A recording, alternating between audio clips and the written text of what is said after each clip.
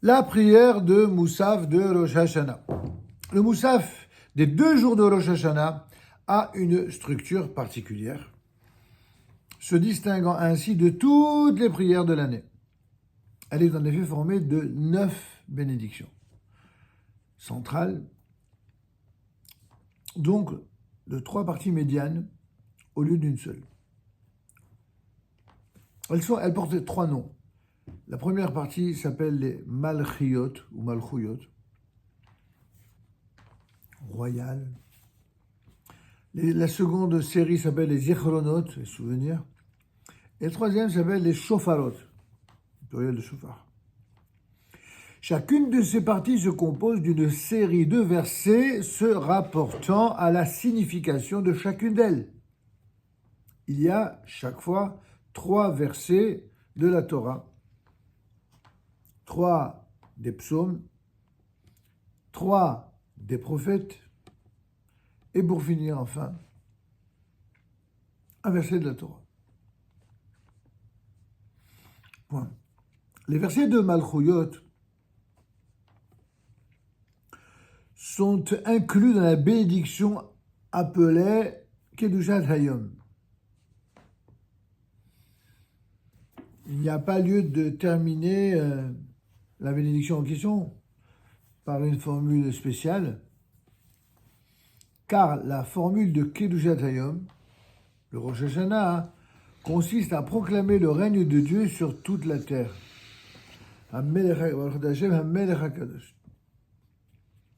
Quant aux séries de versets de Zichronot et de Shofarot, on a rédigé pour chacune d'elles une bénédiction appropriée. Il y a donc en tout 9 bénédictions dans cette prière de Moussaf. Et ce nombre 9 correspond, selon une vieille tradition, aux 9 mentions du nom divin dans la prière de Hanna. On avait un peu évoqué cette idée. 9 fois dans la Vatipel Hanna Vatomal, où il fait référence au nom d'Hachem.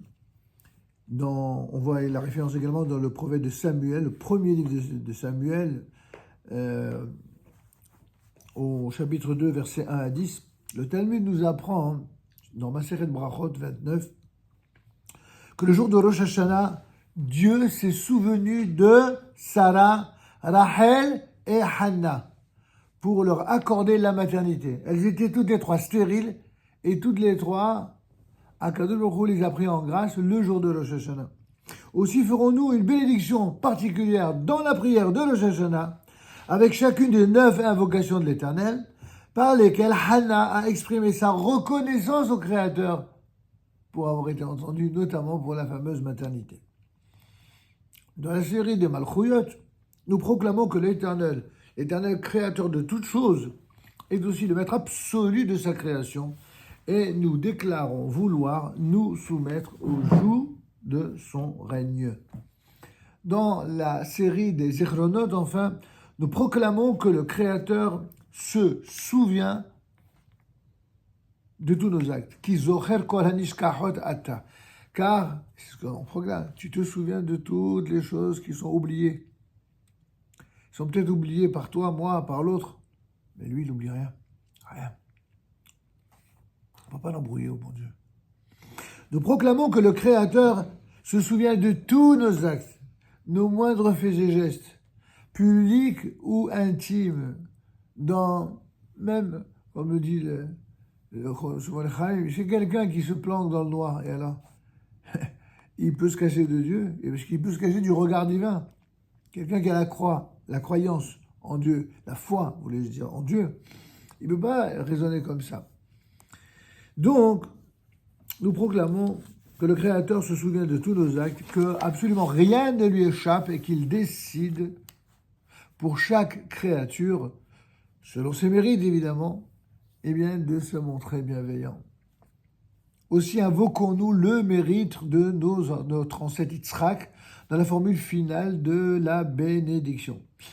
Dans la série enfin des Shofarot, la 3e série, nous évoquons le souvenir de la révélation de la loi, où justement, comme on a dit, au moment où la loi fut révélée, on a fait retentir le corps du shofar, au son du chauffard et dans les manifestations grandioses des forces de la nature, mais aussi nous acceptons l'engagement pris par nos ancêtres au Sinaï. Qu'est-ce qu'on fait le jour de Rosh Hashanah?